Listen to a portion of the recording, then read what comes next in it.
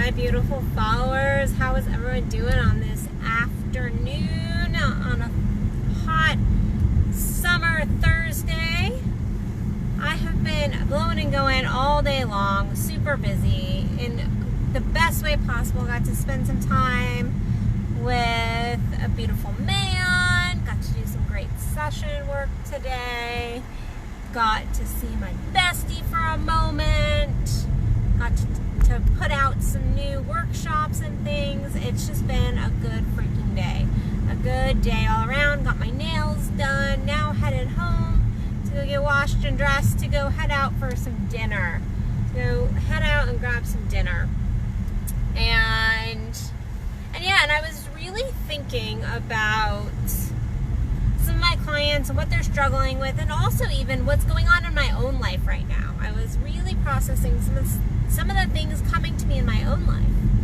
And I have a new partner in my life, and I have several clients who are having the same thing go on. They have new partners, and there's this insecurity that I keep hearing come up again and again and again. And that insecurity is regarding past partners.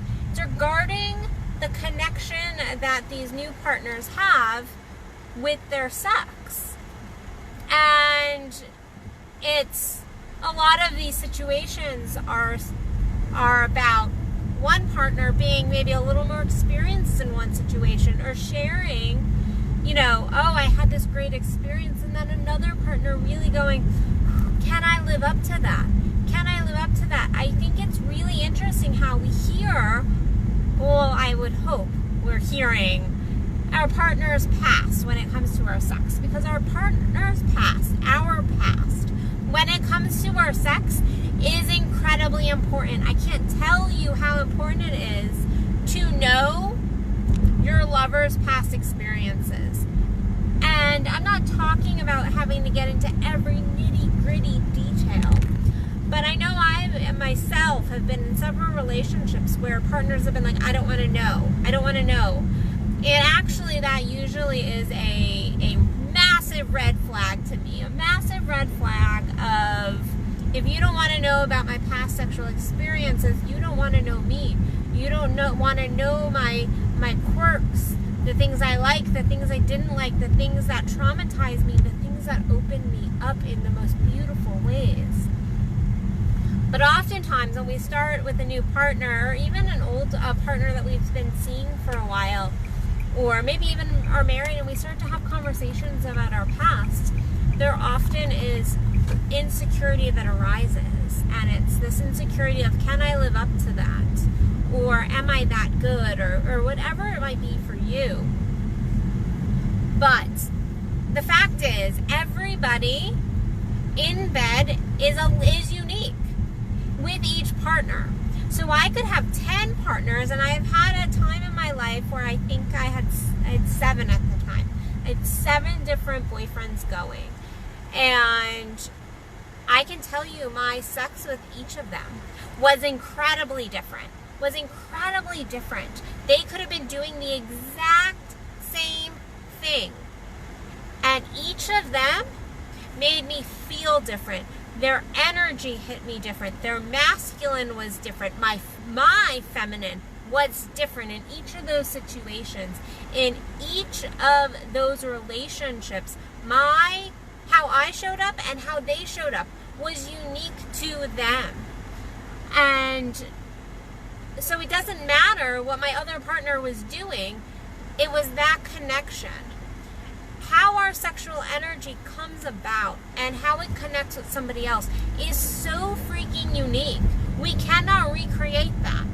We can come close, we can have similar situations, but at the end of the day, how two people connect are how those two people connect. It's how their energies come together. And so, again, you could be doing the exact same thing that another partner did with your woman or your man, and it will turn out completely different. The energy will be different. They will like it, they will dislike it. It will be unique to your relationship. And I think also under this, I was talking to a client, and he was sharing with me like, oh, my partner has done this and this and this, and he really rattled off a couple things. And I happened to know his partner. And I was like, yeah, but did she tell you? Yeah, she painted that she had these experiences. But what she probably didn't tell you about, because it was a beautiful experience to her, was also the moments that were maybe not amazing and beautiful. The flop ups, the silly moments, the laughter, the moments when he lost his erection, the moment when she had to stop because something was off. When we are sharing about our sexual happenings, especially those that are positive, a lot of times we romanticize it. We tell the good parts, but we forget to be like, yeah, but there was also this too. And so we have to remember that we don't have to live up to anybody else in the bedroom. We have to do the best we can do and grow in that relationship.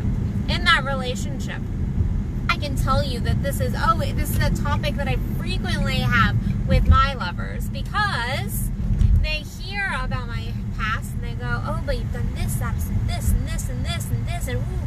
And I'm like, yeah, some of those were beautiful, freaking amazing moments that changed me, real moments that changed me and helped me find my depth. But that doesn't mean that I can't find a different depth with a new partner. That doesn't mean that there's nowhere else to go. A partner can arouse me or arouse you sexually, but maybe not connect at a heart level the same way, or vice versa. Maybe they connect at the heart level, but the sex isn't right on point, or it's just a little different than another partner you've had. When we start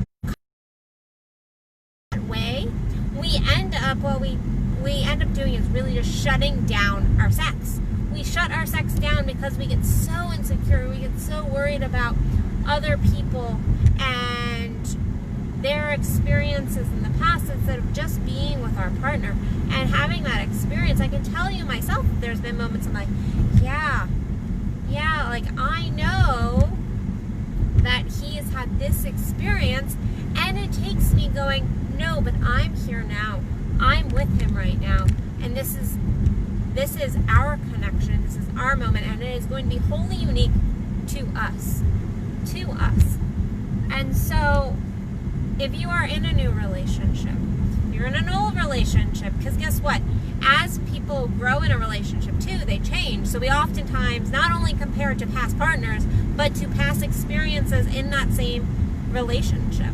We compare to 10 years ago. Well, guess what? If you are or have married somebody 10 years ago, I promise you the sex is not fucking the same. They're not the same. You're not the same. It's just not the same. And so you need to be learning that new partner in your old partner. If you've settled and think you understand their sex, then you are wrong. You are wrong. We are always evolving. We always can find a deeper depth in our sexing. And so it is this adventurous, playful eye that you really need to go into your sex with. You need to go into it being embodied and feeling self, but also in a playful manner. Ready to explore, ready to find out what your partner is liking today or this week. And never thinking, oh, I know my partner, I know how to get him or her off, I know what they like, I know what they dislike.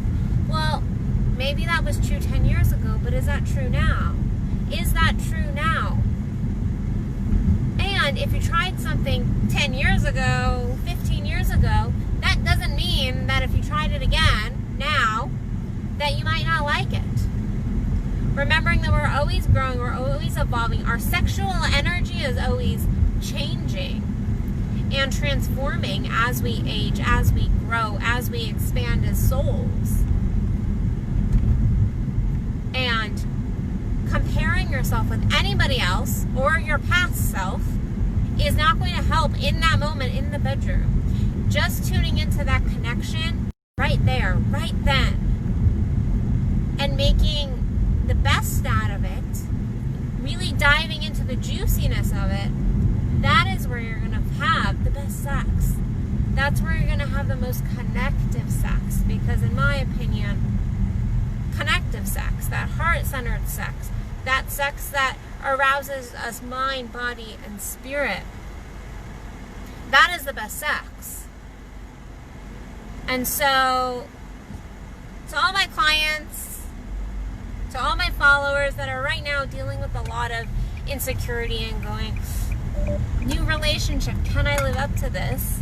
The fact is, you don't have to live up to anything outside of yourself. You just have to be present and be with your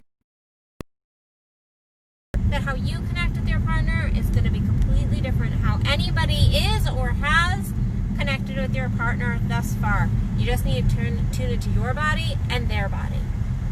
And that is the way to find your best sex, your most connective sex, your most loving sex, your most playful sex. So that really is all I got for you guys today.